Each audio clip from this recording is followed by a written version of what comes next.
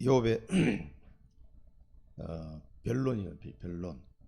욥이 자기 자신을 변론하는 내용인데 들어보시니까 어떻습니까? 야, 이거 완벽한 사람이야. 그 정도로 욥이 이런 삶을 살았는데 그래도 안 돼.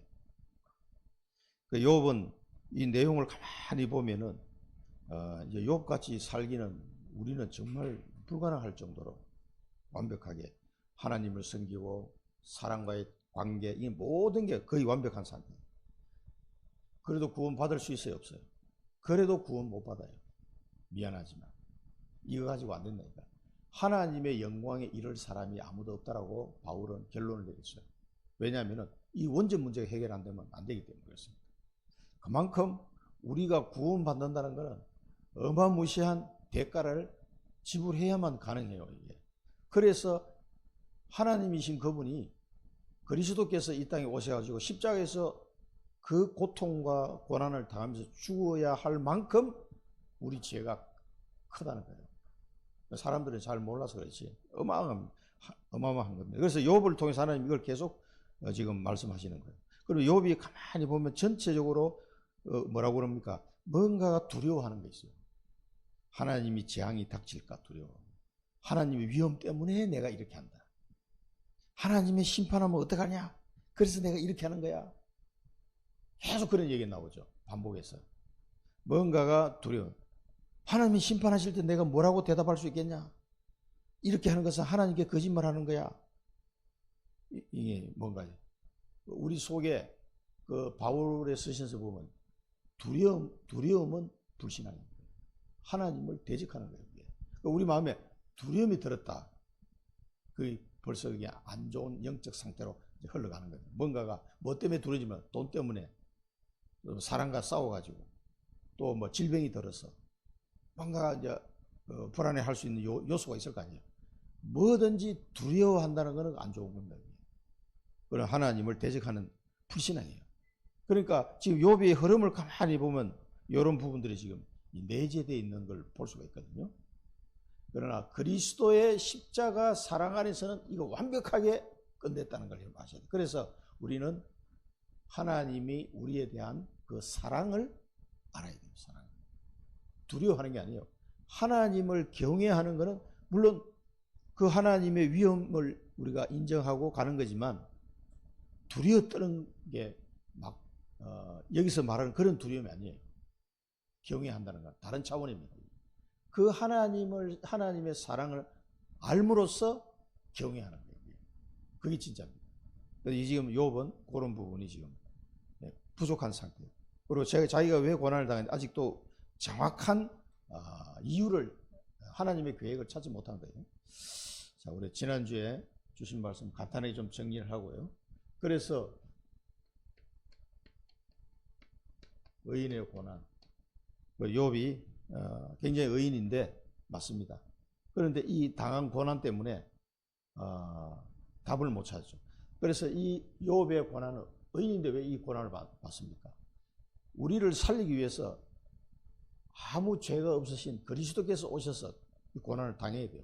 내 대신 당한 겁니다. 그래서 우리는 그 내 대신 고난 당한, 그래서 나를 살리기 위해서 고난 당한 그리스도의 사랑을 알고 이 복음을 위한 결단을 하는 거예요. 이제는 내가 복음을 위해서 살아야 되겠다. 이제 그 사랑을 아는 사람은 이 결단을 내릴 수가 있습니다. 그래서 이 결단이 안 내려지는 사람은 아직도 복음을 잘 모르는 거예요. 하나님의 은혜로 예수 믿고 구원은 받았지만 아직 잘 이해가 안 되는 거예요. 의인의 고통. 예수님이 왜 그 고통을 해요? 영육간에 하나님과 단절되는 그 고통은 이루 말할 수가 없는 거예요. 엘리 엘리 라마 사박다니. 하나님이 왜 나를 버리시나이까. 이런 십자가의 고통이 처참한 거예요. 육신적인 고통과 하나님과 완전히 결별되는 그런 영적인 고통. 이게 막 그 십자가에 하나님의 진노가 막 쏟아지는 그런 현장이거든요. 엄청난 고통의 현장입니다. 그래서 주님이 나를 사랑해서 이 고통을 짊어지셨잖아요. 그래서 우리는요, 자기 십자가를 지고 주님을 따라가야 돼요. 자기 십자가를 지고. 다 있습니다. 나의 멍에를 메고 내게 와서 배우라. 그러면 너희 마음에 쉼을 얻으리라. 내 멍에는 가볍고 쉽다. 간단하게 예수님이 정리해 주셨어요. 그러니까 자기 십자가를 메고 주님을 따라가시기 바랍니다. 따라가 보면은 바울이 말한 것처럼 우리의 고난은 앞으로 장차 우리가 받을 영광과 비교가 안 된다요. 비교가. 그렇습니다. 그리고 자기 십자가를 지고 따라가 보면 하나님이 우리에게 주실 영광은 어마어마한 겁니다. 그걸 알게 돼. 그걸 아는 사람은 기꺼이 감사함으로, 즐거움으로, 기쁨으로 십자가를 지고 가는 거죠. 아, 이 사람 이상한 사람이네. 아이고, 왜 죽을 줄 알면서 로마까지 가냐고 다 말리는데 로마도 보아야 하리라. 가이사 앞에 서야 하리라. 이 언약 붙잡고 가는 거예요. 로마로. 죄수의 몸으로. 스스로 감옥으로 들어가는 거죠. 사람이. 그래서 많은 신학자들이 감옥이 바울을 가둔 것이 아니라 바울이 감옥을 가둬버렸다. 그렇게 표현해요. 그만큼 그런 걸 다 뛰어넘어버려요. 자기 십자가. 얼마나 거기에 대해 자기 사명에 대해서, 미션에 대해서 강한 확신을 가지고 있었는지 의의 면류관이라고 하죠. 의의 면류관. 그 결과는 의의 면류관이에요. 자, 의인의 애통. 그래서 현장을 보면서 주님이 나를 위해서 울지 말고 너희 자녀를 위해서 울어라. 십자가에서 그 말씀하셨어요. 그리고 예수님이 십자가에서 죽으셔야 돼. 아이고, 예수님이 뭐 고통스럽게 죽으시는데 막 그거 울 필요가 없다니까. 당연히 예수님 이것 때문에 오셨기 때문에 우리를 위해서 그러니까 나를 위해서 울지 말고 네 자녀를 위해서 울어라. 이 현장을 보면서 애통하는 마음이다. 애통하는 자는 복이 있나니 그가 위로를 받을 것이며, 재앙 만난 현장을 보고 이 애통하는 기도가 안 나온다는 것은 신앙 양심이 없는 사람이에요. 진짜 양심불량이라. 양심불량. 자, 현장을 보면서 이 재앙 만난 현장을 보면서 욥도 절규를 하잖아요. 절규를. 이 욥 같은 사람도 이거 안 돼. 해결이 안 돼. 이거. 그러니까 막 자기 인생을 돌아보면서 막 절규를 하는 거야. 하나님이 나를 막 완전히 버렸다고. 나를 막 진흙구덩이에다 쳐박아 버렸다. 이런 표현이 나오고. 그러니까 얼마나 현장이 어렵습니까? 이 저주와 재앙 가운데 사람들은 막 길을 몰라서 지금도 방황하고 있대. 이걸 보고 애통하는 기도가 안 나오면은 여러분 양심불량이에요. 양심불량. 자, 그래서 반드시 뭡니까? 나의 미션을 발견해야 됩니다. 하나님이 이걸 위해서 각자에게 미션을 다 준비해 놓으셨어요. 이걸 발견하면 됩니다. 반드시 있습니다. 예수 믿는 순간 하나님이 주시려고 하는 미션이 있어요. 요거를 딱 찾아내시면 됩니다. 이거 찾아내면 끝이에요. 끝. 내 인생은 끝난 겁니다. 여러분 지금 뭐 이것 때문에 걱정되고 저것 때문에 걱정되고 다 끝난 거예요. 이것만 발견하면. 모든 응답이 다 따라온다니까. 아니 해보시라니까요. 이거 왜 안 찾냐. 하나님이 준비해놓고 내게 주려고 큰 축복된 선물입니다. 이게. 이제 구원 다음에 구원 받은 사람은 반드시 받아야 될 축복이 미션에 대한 축복이에요. 꼭 기억하시기 바랍니다. 그래서 지금 이스라엘이 사단의 노예가 돼요. 사단의 노예. 이스라엘이. 아니 그 하나님의 자녀가 어떻게 해서 이렇게 사단의 노예가 됐단 말이에요. 이게 참 말이 안 되는 일이 벌어졌단 말이에요. 그 이유를 알아야 되는 거예요. 그리고 이제 요셉이 살아있을 때는 괜찮았는데 요셉이 죽고 나니까 완전히 멸망. 그래서 후대가 히브리 남자아이들 태어나면 다 죽이라. 아니 후대가 멸망하게 생겼다니. 왕의 명령으로. 그러니까 요게벳이 얼마나 이거 기가 막히겠습니다. 자기 아들이 죽어야 되는데 나일강에 막 집어 던져버렸다니까. 애들을. 그러니 이런 상태에서 지금 뭘 어떻게 하겠어요? 이때 요게벳이 기도하기 시작합니다. 왜? 당신 자기 아들이 죽어야 되는데 얼마나 기도했겠어 그 엄마가. 기도하다가 뭘 발견했어요?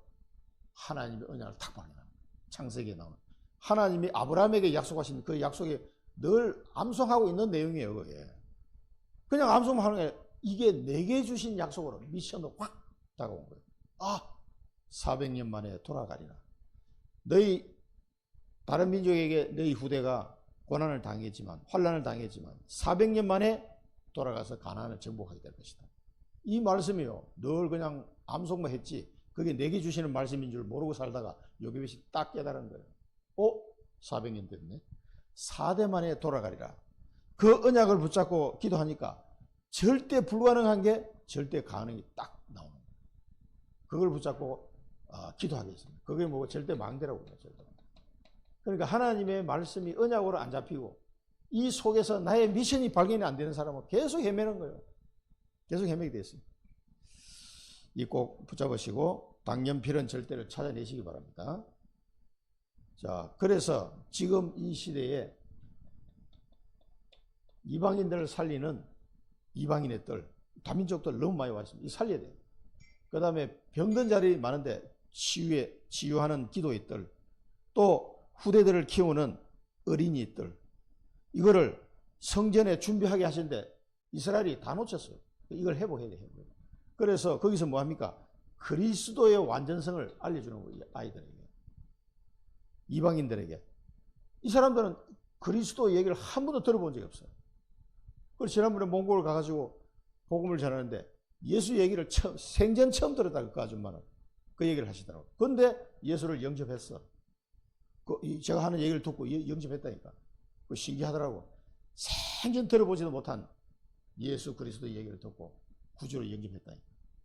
영접 기도를 따라 했어요, 이 사람들이.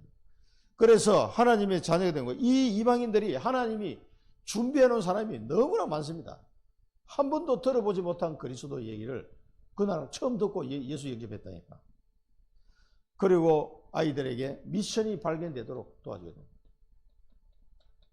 그리고 병든 자는 기도하다가 치유되도록 기도의 비밀을 알려줘야 돼요. 기도가 어떤 건지 발견되도록. 그렇습니다. 그래서 제가 몽골에서 얘기해 주고 싶은 거는 그 부모님들에게, 사랑부 부모님들에게 해줄 수 있는 얘기는, 이제는 당신 하나님 자녀가 되었으니까 예수 그리스도 이름으로 당신 자녀를 위해서 한번 기도해봐라. 집중적으로 매일 기도해라. 그러면 어떤 현상이 일어나는지 보게 될 거다 그랬어요. 제가 증인이니까 얘기하잖아요. 엄청난 그 경험을 하게 될 겁니다. 진짜 기도하는 사람은. 제 얘기를 듣고 지금 중국에서는 기도하는 사람이 있거든요. 진짜 막 변화가 일어나는 거예요. 성경 읽어줘라. 성경 읽어주면서 기도하고 성경 읽어주는데 그 아이가 변화가 일어나는 거예요. 세상의 의학으로 치료할 수 없는 이런 영역이 막 치유의 역사가 일어나는 거예요. 그렇습니다. 이것이 예수 그리스도 이름의 비밀이에요. 여러분 삶 속에 이게 그런가? 이런 거 하고 확실하게 내가 체험한 사람하고 다르다니까요. 그렇겠지 이렇게 해가지고 하면 능력이 안 나타나요.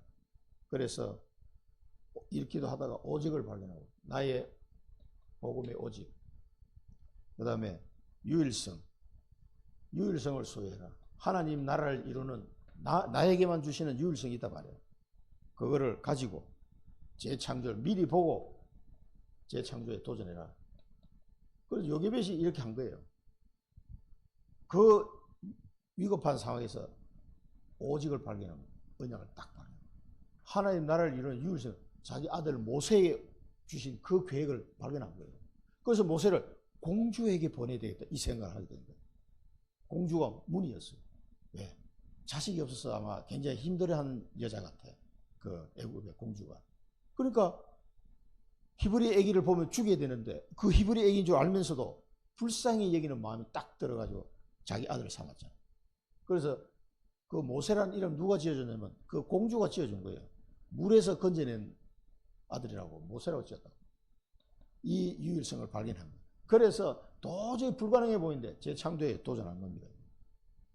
자, 여러분 기도가 어떤 것인지, 보호자의 능력을 사용하는 게 기도예요. 천국 열쇠를 준다 그래요. 천국 열쇠. 땅에서 매면 하늘에서 매이고 땅에서 풀면 하늘에서 풀리고, 이 기도의 비밀, 천국 열쇠를 잘 사용하시기 바랍니다. 실제로 이 보좌의 능력으로, 기도의 능력으로 세계를 바꿀 수 있다는 거 꼭 기억하셔야 되고, 기도 속에 내 삶이 가져야 돼요. 기도 속에. 그걸 보고 삶의 300%다. 그러면 기도 속에 내 삶을 걸으면 여기서 모든 게 응답이 다 오게 돼 있어요. 그리고 하나님이 주신 절대 망대 여정 이정표를, 축복을 누리게 되는 거예요. 내 속에 요게벳이 가졌던 이런 절대 망대가 딱 세워집니다. 그러면서 하나님이 주신 미션이 발견됨으로써 절대 여정을 딱 가게 돼요. 그러면은 하나님이 축복하신 절대 이정표를 이 땅에 남기고 나는 하늘나라 가는 거예요. 다 가야 돼요. 아유 나는 뭐 천년 만년 살 건데, 그런 사람은 없어요. 다 가야 돼. 하늘나라. 때가 되면 가야 되는데 그 삶의 여정이 이 기도 속에 이루어져야 된다. 그래야 하나님이 원하는 방향으로 가지게 되는 거예요. 그래야 남는 게 있지. 그래야 여러분 살고 나면은 허탄한 인생이 안 되는 겁니다. 그래서 우리는 이걸 가지고 뭡니까? 영적 싸움을, 사단과의 싸움이에요. 영적 싸움. 그래서 영적 무장을, 전신갑주를 무장하는 거예요. 그게 뭡니까? 믿음으로 무장하는 거예요. 믿음으로. 말씀으로. 말씀을 믿음으로 무장하는 거예요. 그리고 우리는 무시로 기도하는 겁니다. 성령 안에서 무시로 기도하는 겁니다. 이렇게 되면은 영적 싸움에 승리하게 됩니다. 이게 눈에 보이지 않는데 하나님의 자녀는 이걸 당연한 걸로 알고 있어야 돼요. 계속 속입니다. 그래서 영적 싸움을 안 하면 예수 믿고 나서도 하나님의 자녀의 축복을 자꾸 놓치는 이유가 뭐냐면 사단에게 속아서 그런 거예요. 속지만 않으면 사단이 우리의 구원을 뺏어갈 수가 없다니까. 우리에게 온 축복을 사단이 뺏어갈 수가 없어요. 근데 내 자신이 계속 불신앙하고 사단에 속으니까 뺏기는 거예요. 당연히 와 있는 거를 그렇게 되는 거죠. 자, 그래서 이 영적 싸움 해야 되는구나. 우리 대한민국은 5,000년 동안 뭡니까? 우상숭배한 나라예요. 각 집안마다 여러분 우상숭배가 5,000년이면 이게 뿌리가 얼마나 깊겠어요? 굉장히 깊습니다. 그리고 여자분들은 시집을 가잖아요. 왜 시집을? 시댁이 있죠, 시댁. 그 시댁에서 흘러오는 영적 흐름이 있어요. 그걸 빨리 캐치를 해야 돼요. 근데 잘 몰라. 그래, 시아버지와 남편과 아들 3대를 보면요, 대충 그 영적 흐름을 알 수 있습니다. 그걸 빨리 영적으로 파악을 하고 아주 구체적으로 기도 들어가야 돼요. 그게 영적 싸움이에요. 말씀 들으면서 굉장히 디테일하게 찾을 수 있습니다. 그 집안 사람은 알아요. 그 성격이라든가 뭐 스타일이 돼, 스타일이. 그 어떤 사람은 막 도박에 빠진 사람, 어떤 사람은 막 알코올에 그냥 약한 사람, 어떤 사람은 막 이 여자에 약한 사람, 뭐 어떤 사람은 막 이런 식으로 집집마다 약점이 있어요. 약점. 그 사단이 딱 붙잡고 어떤 성격이 막 되게 이상한 사람도 있고 그래. 집집마다 다릅니다. 그 영적 흐름을 알고 구체적으로 쌓아보시면 아주 디테일하게 나옵니다. 파고들면 파고들수록 나와요. 근데 3대를 보시나. 근데 여자들 입장에서는 이 집에 시집왔는데 이 집에 씨가 이 집 씨잖아요. 나는 박씨인데 김씨 집에 시집 왔어. 그리고 보니까 이 가문의 혈통의 흐름이 이래. 뭐 이런 사람이 있지? 살다 보니까 이제 막 이해가 되는 거예요. 자기는 이해가 안 돼. 그럴 수 있습니다. 그 영적 흐름을 알고 기도로 싸우셔야 돼요. 그리고 제가 쭉 사역하다 보니까 여자분들이 그거를 잘 파악이 안 되니까 인간적으로 원망하고 뭐 저런 인간이 다 있나 그러고 우리 어머님도 이 박씨 집안에 말이야 이게 정말 이렇게 이야기는 많이 들었거든요. 그러니까 이제 시댁에 이걸 이해가 안 되니까 그걸 막 비난을 하는 거지. 성질 나가지고. 그런 경우 얘기를 제가 많이 들어봤거든요. 이거 내가 이 집안에 시집 와가지고 생고생 한다고. 근데 그거를 그렇게만 볼 것이 아니라 이 사단과의 싸움과 영적인 문제를 잘 보고, 여러분 그러면 기도 제목이 아주 구체화됩니다. 그러면요 영적 싸움에 승리하게 돼서 사단은 속이는 거거든요. 요거 속지만 하면 요거 간단한 거예요. 이거. 이 사단은 우리를 못 이깁니다. 이제 예수 그리스도 이름으로 딱. 그러니까 알면은 간단한데 요거 모르면은요 계속 헤매는 거예요. 이게 그걸 아셔야 됩니다.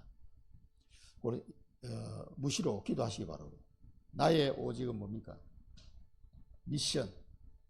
그래서 오직 나의 미션. 유일성, 하나님 나라를 이루는 유일성 파수꾼. 이런 내용들이, 그럼 나는 어떤 파수꾼인가? 어떤 지역을 살리는 파수꾼인지, 어떤 영적 문제를 체험하고 콘텐츠를 가진 파수꾼인지, 이런 게 구체적으로 나오게 되어 있어요. 재창조는 7포인트, 제자를 찾는 재창조의 축복. 여러분 기도하면 여러분 사역 현장에 이런 제자들을 만나게 되어 있습니다. 자기 미션을 가지고 가면요.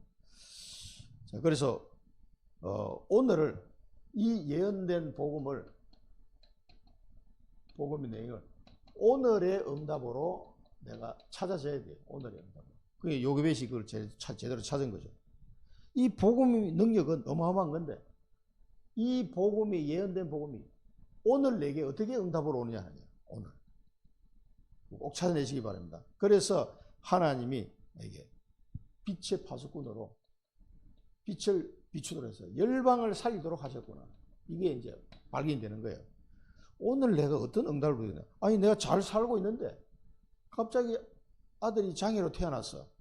그러면 이거를 복음을 가지고 그 오늘이라는 나의 현실에 어떻게 적응해 볼 거냐는 얘기예요.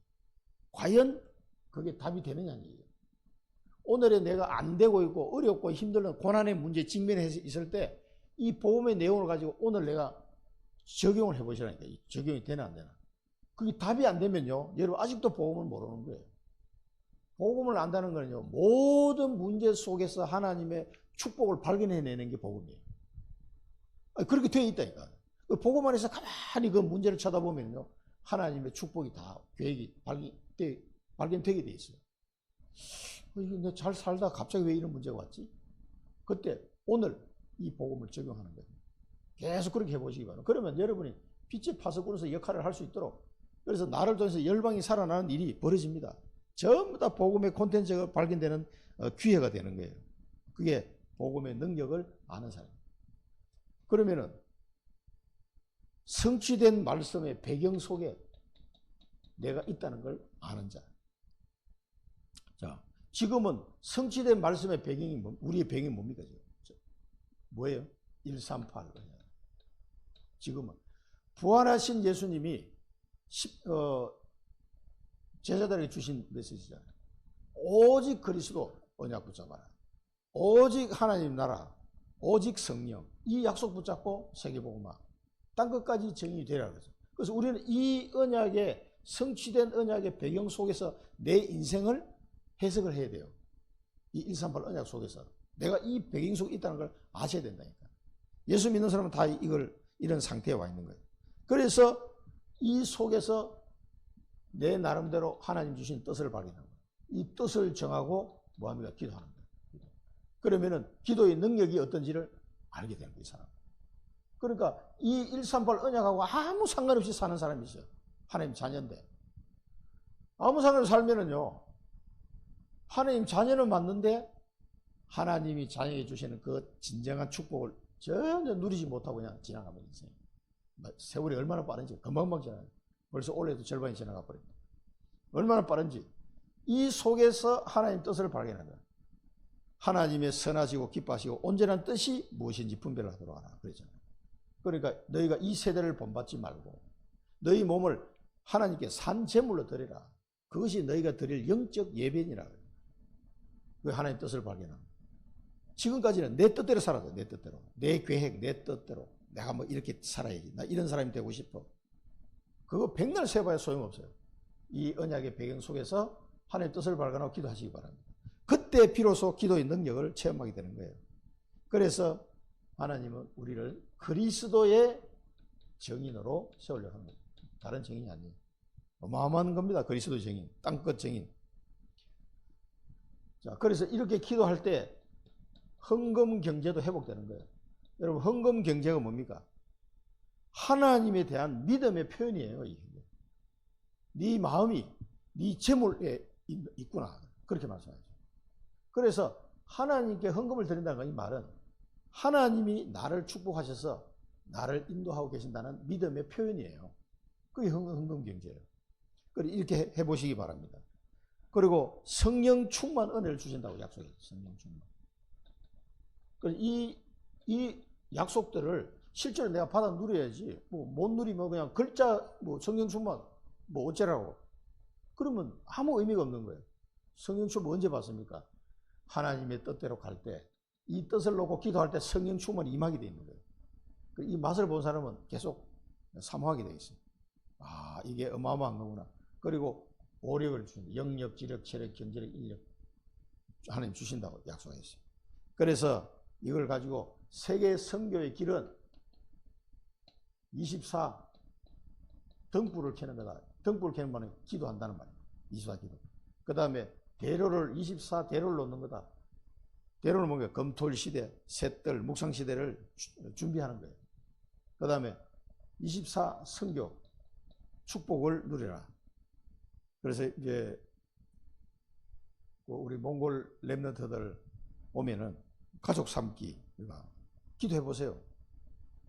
그러면은 선교 경제가 따로 있어요.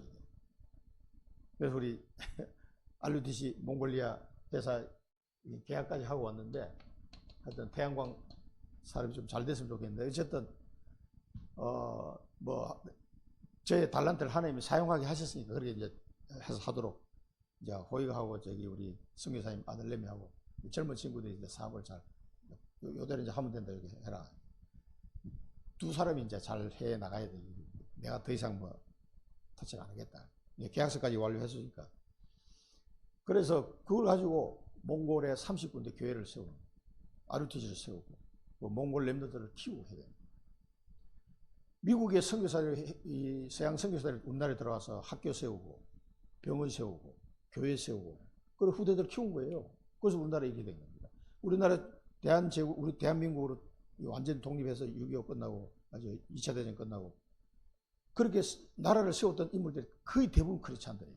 다 교회에서 훈련받은 사람들, 그 사람들이. 한번 이제 역사책을 한번 찾아보세요. 다 예수 믿는 사람들. 뭐 이제 초대 대통령도 장로님 출신이고. 어쨌든 그래가지고 대한민국이 출발됐거든요.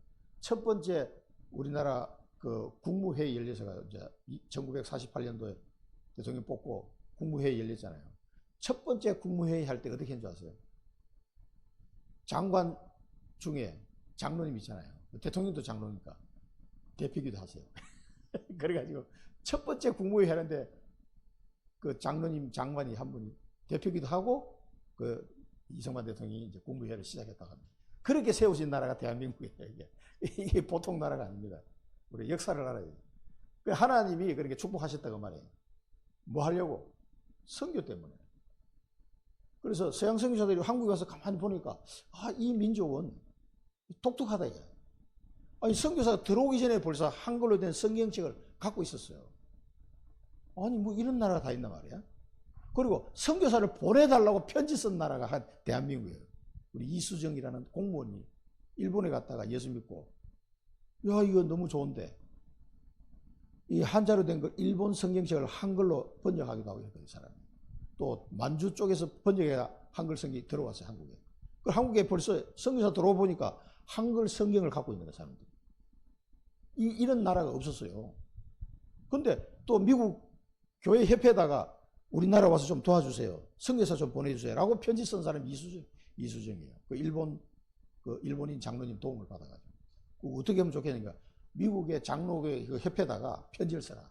그래가지고 편지를. 이 미국 사람들이 보면 깜짝 놀란 거지. 야, 뭐 이런 사람들이다. 조선? 그래, 저 귀퉁이에 붙어 있는 나라인데. 그래가지고 온 사람이 언더우드하고 알렌 선교사가 파송한 거예요, 여기서. 의사하고 언더우드. 이 사람들이 와가지고 이제 본격적으로 이제 선교 시작된 거지, 우리나라에. 근데 그런 식으로 요청하는 나라가 없었다니까.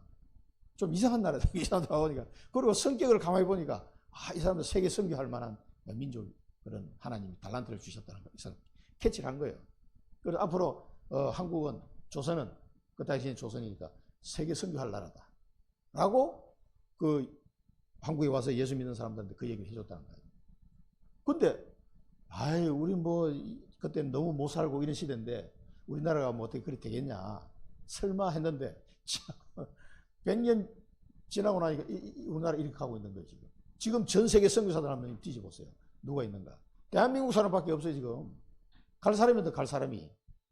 여러분 기도하시기 바랍니다. 뭐, 2, 3, 7, 5천 정도 다 갈 수가 없지만, 몽골 한 개라도 기도해야 될까요? 아니면, 가쿠마 난민촌 아이들이라도 기도해 주시기 바랍니다. 근데는 돈도 얼마 안 들어요. 그러니까 여러분의 기도가 필요한 겁니다. 그러니까 이 아이들이, 자라서 세계 선교하는데 어떻게 쓰임받을지 몰라요. 이게.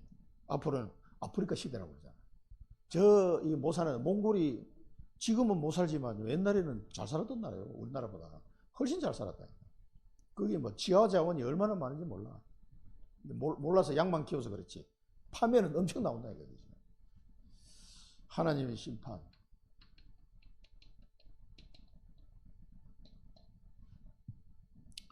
그 욥이 이제 쭉 이야기합니다. 내 눈과 약속했고 뭐 이런 이제 내가 어찌 천재를 주먹에 보겠냐. 그러면 하나님이 분깃이 없고 기업이 뭐 없을 거 아니냐. 불의 한 자는 환난을 만나고 그래서 자기는 이렇게 안 살았다 이거지. 나는 그 한마디로 보면 나는 이런 고난을 받는 게 좀 억울하단 말. 그 말이에요. 쭉 내용이 전부 다. 행악자는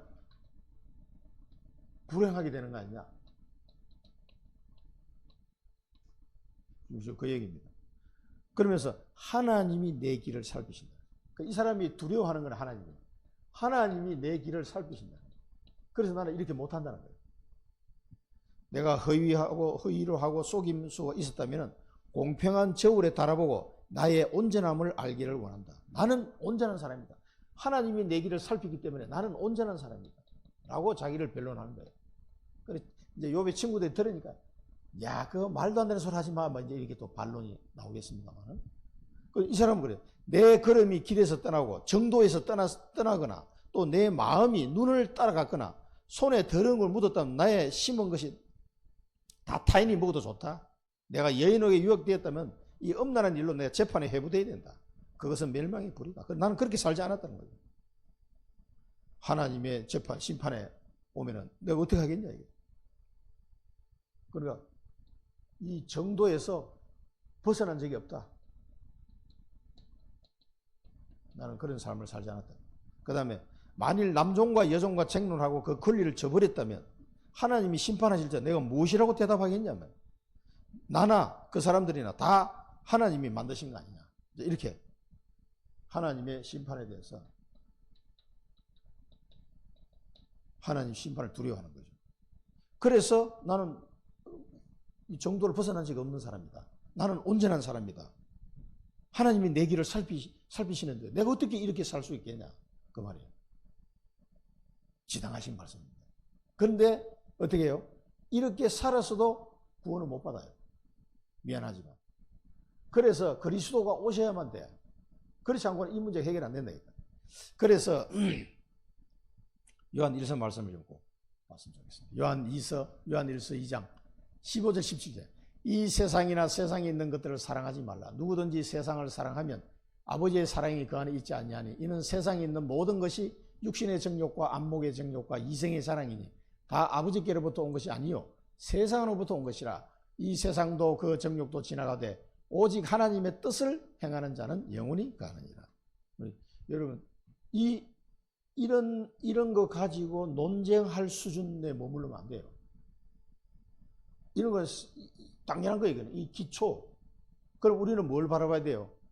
오직 하나님의 뜻을 행하는 자가 돼요. 그러면 뜻을 행하는 자가 되면은 이런 거는 다 뛰어넘게 되어 있습니다. 그러니까 하나님의 뜻이 발견이 안 되고 이것을 위해서 내 인생을 올인하는 이런 상태가 안 되면 계속 이런 거에 걸려 넘어지는 거예요. 여기 올인해서 가다 보면 이런 걸 다 뛰어넘게 돼 있어요. 하나님의 심판이 무서워서 나는 이렇게 안 살았다. 이런 수준은 물론 나쁜 건 아닌데 그런 수준 가지고 안 돼요. 그래서 우리가 오늘 2부에서도 보겠습니다만 그래서 성령을 우리에게 부어주신 거예요. 성령의 인도를 받지 않으면 율법 아래에 있게 돼요. 그래서 처참하게 되는 거예요. 이거 못 지켜요. 절대 안 됩니다. 그리고 우리는 하나님이 나를 사랑하신 그 사랑 때문에 하나님의 뜻을 따라가려고 결단하는 거지 이 하나님의 심판이 두려워서 나 이렇게 살아야 되겠다. 그런 수준이 아니라니까. 이해가 됩니까? 오직 하나님 뜻을 행한다. 그래서 나의 미션을 발견하는 게 중요한 겁니다. 하나님의 사랑을 아는 사람이 가게 되어 있다니까. 하나님이 나를 구원하신 그 은혜에 감사한 자는 반드시 하나님 뜻을 찾게 되어 있어요. 그 은혜에 아직 감사가 안 되는 사람은 뭐 굳이 찾을 필요가 없겠죠. 그러나 로마서 12장 1절 2절 말씀처럼 너희 몸을 산제물 드리라. 그것이 영적 예배다. 그리고 하나님의 이 세대를 본받지 말고 하나님의 선하시고 기뻐하시고 온전한 뜻이 무엇인지 분별하도록 해라. 그 뜻을 붙잡고 기도하고 가는 거예요. 그게 나의 미션입니다. 이렇게 가면은 여기에 집중이 된다 그러면 내 영적 상태가 이런 거는 다 뛰어넘게 되어 있다. 두려워서 가는 게 아니죠. 이제 하나님의 심판은 나하고 관계 있어요, 없어요? 상관없어요. 믿는 자는 심판에 이르지 아니하나니 사망에서 생명으로 영생을 얻었고 사망에서 생명으로 옮겼느니라. 누가 얘기했어요? 예수님이 얘기하셨어요. 그만큼 예수 그리스도를 믿는다는 것은 어마어마한 이 축복이 와 있는 겁니다. 사망에서 생명으로 옮겨버렸다. 영생을 얻었다는 거예요. 과거에 일어나서 과거는 이미 끝났어. 그래도 네 행실이 그따위로 해도 되겠냐? 이런 사람이 있던데요. 어떻게 하면 이렇게 질문하는 사람도 있어요. 그건 이제 속는 겁니다. 예수 그리스도의 보혈의 피는 완벽한 겁니다. 완벽. 영원한 속죄를 이루셨느니라. 영원한 속죄. 믿으시기 바랍니다. 그래서 그 은혜에 감사한 사람은 그러면 하나님 뜻이 뭘까?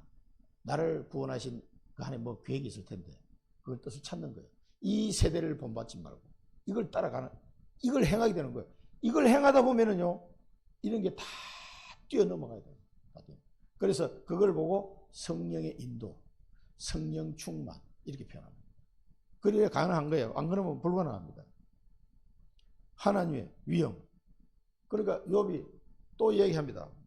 하나님의 위엄 앞에, 하나님이 주시는 재앙 앞에 내가 어떻게 그런 짓을 할 수 있겠냐? 이렇게 얘기합니다. 가난한 자의 소원을 막고 과부의 눈을 실망케 하고 그렇게 내가 할 수 있겠냐? 또 그래서 나는 고아를 기르는 아버지처럼 길러줬고 과부를 내가 인도했던 사람이다. 가난한 자를 덮을 것이 없을 때 나의 양털로다가 따뜻하게 내가 덮어줬다. 주먹을 고아에게 휘둘렀다면 내 팔이 막 빠져서 부스러지기를 원한다. 그런 적이 없다는 얘기죠. 하나님의 재앙과 위험으로 인해 그런 일을 내가 할 수가 없다. 그 하나님의 재앙과 위험이 두려운 거예요. 이 두려움 때문에 이렇게 하면 안 돼요. 소망을 금에 두고 내가 금을 의뢰했다면, 재물이 풍부하는 걸 가지고 막 기뻐했다면 나는 망하게 돼도 좋다 이 말이에요. 해와 달을 보고 유혹되었다. 이 말은 우상숭배를 말합니다. 해에 달을 섬기는 우상숭배를 말하는 겁니다. 그걸 섬겼다면 재판에 회부될 죄악이다. 그것은 하나님을 속이는 것이기 때문에 그렇다. 이 사람은 연약한 자, 이 연약한 자를 다 도와줬어요. 얼마나 착한 사람입니까? 선행을 잘했던 사람입니다. 그리고 가난한 자를 덮어주고 막 쭉 나오잖아. 이 사람이 경제 축복을 안 받으면 이렇게 할 수가 없어요. 그러니까 이런 사람들을 도와줄 수 있을 만큼 하나님이 경제 축복을 받았다는 얘기죠. 그러면서도 한편으로는 두려워하는 게 뭐야? 하나님의 재앙을 두려워합니다. 내가 혹시 잘못하면 하나님 내게 재앙을 내리면 어떡하지? 이런 두려움이 있는 거예요. 이 수준은 아직 복음을 못 누리는 수준이에요. 자, 소망을 금에 두고 내가 물질을 섬기거나 그렇지 않았다. 나 우상을 섬긴 적도 없다. 왜? 그건 하나님을 속이는 거기 때문에 그렇습니다. 그래서 우리가 성경 구절을 나중에 참고하시고요. 이 부분은 여러분 뭘 해야 되냐면은 하나님의 사랑을 알아야 돼요. 하나님 자기 아들을 아끼지 아니하시고 나를 위해서 내어 주신 분을 우리가 생각한다면, 그 하나님의 사랑을 내가 이해한다면 이거는 가능한 거예요. 다 전부 가능한 거예요. 자기 아들을 아끼지 않고 나를 위해 내어 주시니까 나를 위해서 무엇을 더 아끼시겠냐 말이에요. 그래서 예수님이 말씀하셨습니다. 마태복음 여기 지금 빠졌는데 마태복음 22장 37절 47절 40절까지 보면은 나의 계명을 지켜라 하고, 계명을 두 가지 이야기하셨죠. 하나님을 내 목숨을 다하고 마음을 다하고 목숨을 다하고 뜻을 다하여 하나님을 사랑하라. 그리고 이와 같이 내 이웃을 네 몸과 같이 사랑하라. 이웃 사랑. 요게 내 계명이다. 그렇게 예수님이 말씀하셨어요. 이거를 지켜라 그랬어요. 그리고 요한복음 14장 21절에 보면 내 계명을 지키는 자라야 나를 사랑하는 자다. 이걸 지키시라는 거예요. 이 지키는 자가 예수님을 사랑하는 자. 이런 사람은 하나님이 그를 사랑할 것이요, 나도 그를 사랑하여 그에게 나를 나타내리라. 그러면 정인이 되는 거죠. 자, 그러면 이 마태복음 22장 말씀과 요한복음 14장 21절 말씀을 종합해 보면 하나님을 사랑하고 이웃 사랑을 지키는 것이 하나님을, 이 계명을 지키는 건데, 계명을 지키는 자라야 예수님을 사랑하는 자라고 말할 수 있다. 그러면 이걸 어떻게 지키냐? 하나님 사랑, 이웃 사랑. 어떻게 해야 돼요? 정인이 되는 거죠. 무슨 말인가? 이 사도행전 1장 8절에 나온 것처럼 하나님 사랑, 이웃 사랑을 동시에 만족시킬 수 있는 방법은 땅끝까지 이르러 정인이 되는 거예요. 그러면 하나님 사랑, 이웃 사랑. 그래서 너희가 열매를 많이 맺으면 아버지께서 영광을 받으실 것이요. 너희는 내 제자가 된다. 그래서 너희가 열매를 많이 맺으면 또 다른 성경에 보면은 너희가 열매를 많이 맺으면 너희가 하나님께 기도해서 계속 응답받도록 하기 위해서 내가 그렇게 얘기한 거다. 라고 또 예수님이 설명하셔요. 그러니까 그 하나님이 막 재앙이 닥칠까 두려워서 하나님의 위험이 두려워서 이걸 하는 게 아니에요. 이게 하나님 사랑, 이웃 사랑 이 큰 카테고리 속에서 되어지는 건데 땅끝까지 이르러 예수 그리스도를 전가하는 내가 정인으로 서는 그 걸음을 걸어가게 되면 이게 다 해결되는 거예요. 다 되는 거예요. 그러면은 하나님이 경제 축복도 주시고 이 사람들을 도울 수 있도록 다 하게 하셔요.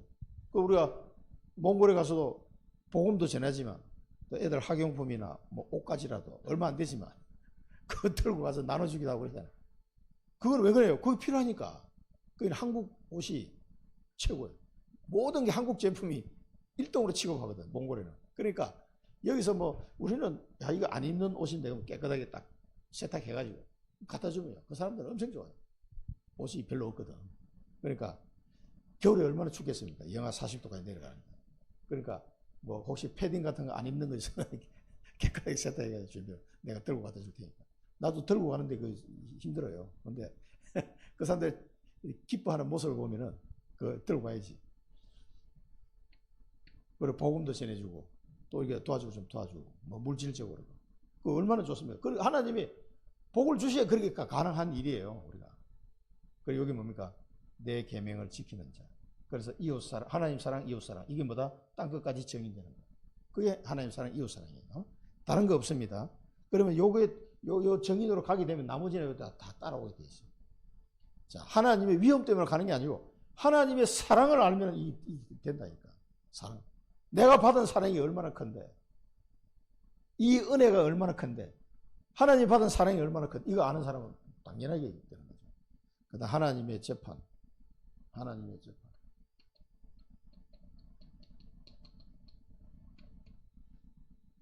그 이제 욥은 당당하게 내가 하나님 앞에 재판받고 싶다 이렇게 하는 거예요. 야, 대단한 사람이에요. 자기 자신의 삶에 대해서 얼마나 자신이 있었으면 이 정도까지 나를 미워하는 자가 뭐 멸망받기를 원하거나 또 그 사람이 재난을 당했을 때 내가 막 기뻐하거나 또 그를 저주한 적이 없다.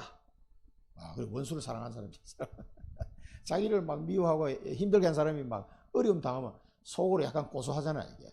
그런데 자기는 그렇게 한 적이 없다는 거지. 나그네를 영접하고 먹을 것과 잠자리를 주지 않은 적이 없다. 악행과 죄악을 숨긴 적이 없다. 내가 수모가 두려워서 잠잠한 적이 없다. 막 끝발인 사람이 막 잘못 얘기하면 당당하게 나서 얘기할 걸 했다는 얘기죠. 그럼 뭔가 정직하고 의로운 삶을 살았다는 거예요. 그러니까 이 축복을 지금 이제 이 삶을 지금 이야기하면서 당당하게 나는 그 하나님 앞에 재판 앞에 서고 싶다라고 얘기해요.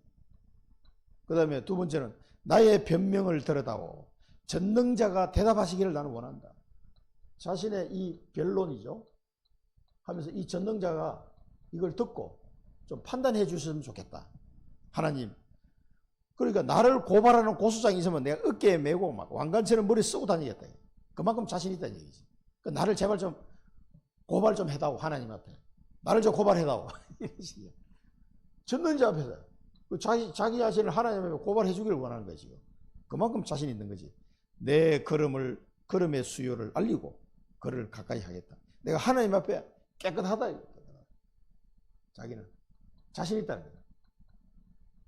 그 다음에 만일 내가 훔쳤거나 부당한 땅을 가지고 있다면 또 공짜로 소출을 먹고 소유주가 생명을 잃도록 그렇게 했다면 내 밭에 밀 대신 가시나무가 나고 보리 대신 돋보리가 나는 것이 마땅하다. 그럼 뭡니까? 부정한 그 재물을 가진 적이 없다. 부정한 적이 없다. 자기는. 부정함이 없다. 그리고 뭐 이런 사람이 다 있단 말이에요. 이렇게 완벽한 모습으로 이야기했습니다. 그래서 당당히 하나님의 재판에 서기를 원하는데 실제로 이거 가지고 안 돼요. 하나님 앞에 서면 다 지옥이 우리는. 그러면 아니 뭘 가지고 됩니까? 그래서 그리스도의 보혈의 피 외에는 안 되는 거예요. 그래서 바울이 뭐라고 그랬습니까? 디모데후서 4장 7절. 이건 넘어가겠습니다. 나는 선한 싸움을 싸우고 나의 달려갈 길을 마치고 믿음을 지켰으니. 이 선행 가지고 안 돼요. 그래서 중요한 게 뭐냐면 믿음이에요. 그러니까 착각하면 안 돼요. 이걸 이렇게 살지 말라는 뜻이 아니에요. 이거 가지고는 내가 구원받을 수 없어요. 이 뭐래? 믿음을 지켰으니 이제 후로는 나를 위하여 뭐예요? 의의 면류관이 예비되어 있다. 주 곧 의로우신 재판장이, 이제 재판장이 딱 섰을 때 나의 믿음을 보고 이거 판단하는 거지. 내 행함을 이거 뭐 백날이게 해봐 이 정도 수준 가지고 하나님의 영광에 이를 수 있는 수준이 안 됩니다. 이게. 그리고 내게만 아니라 주의 나타나심을 사모하는 모든 자기들이라 의의 멸령을 주시겠다. 그래서 이 믿음을 가지고 뭐냐? 선한 싸움을 하시는 거예요. 선한 싸움. 이게 저 뭡니까? 복음을 위해서 싸우는 거예요. 생명을 살리는 거예요. 생명 구원을 위해서 선한 싸움 하시기 바랍니다. 다른 거 싸우지 말고 이 영적 싸움.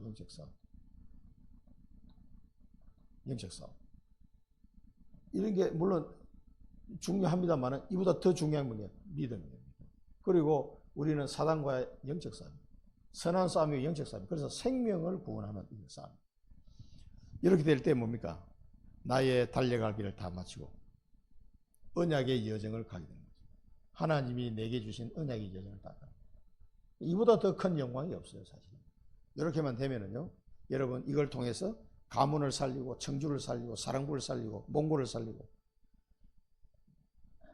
이 축복을 여러분 평생 누리시기를 축원드립니다. 그러면 오는 게 의의 멸관 예비. 그러면 이런 부분들은 그냥 다 뛰어넘어 버립니다. 그래서 욥이 이야기했던 자기 자신의 의로움과 또 왜 그렇게 했는지 이 하나님을 두려워해서 이렇게 사는 수준이에요.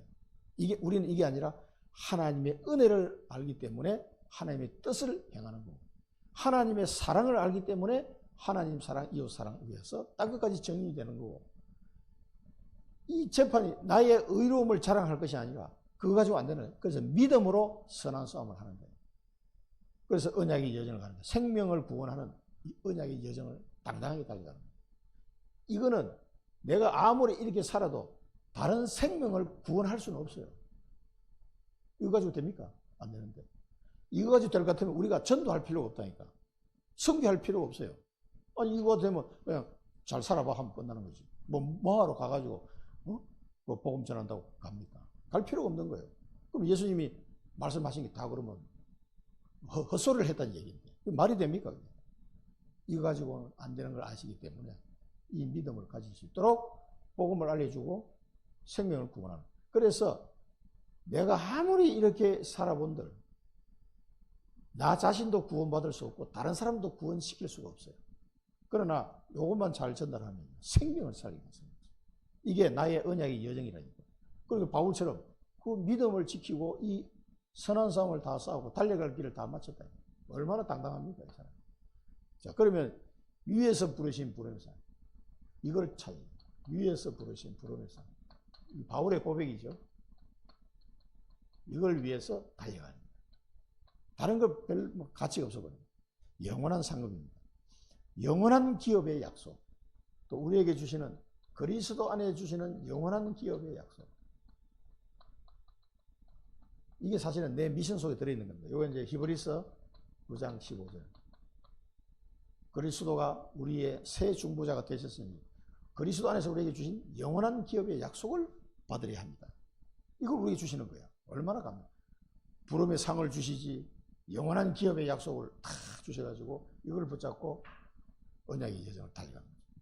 그 다음에 마지막에는 바울이 말하시는 의의 멸류관. 의의 멸류관. 그 의의 멸류관이 뭐 얼마나 값진 건지는 우리는 잘 상상하기 힘들어요. 이게 의의 면류관이 어떨까? 여러분 뭐 임금 쓰는 게 면류관인데 임금들이 면류관을 왜 써요? 내가 임금이야 하고 이게 모자를 보면 그 사람의 신분을 나타내는 거거든요. 대감들이 쓰는 갓이 다르고 이 서민들이 쓰는 갓이 다르죠. 작잖아요. 이거는 대감들은 큰 걸 쓰고. 그러니까 이거 모자를 보면 그 사람의 지위를 알 수 있는데 우리에게 이 의의 면류관은 임금들 쓰는 그 정도가 아니라니까. 이게 의의 면류관. 이것을 위해 뭘 해라? 생을 걸어라. 생을.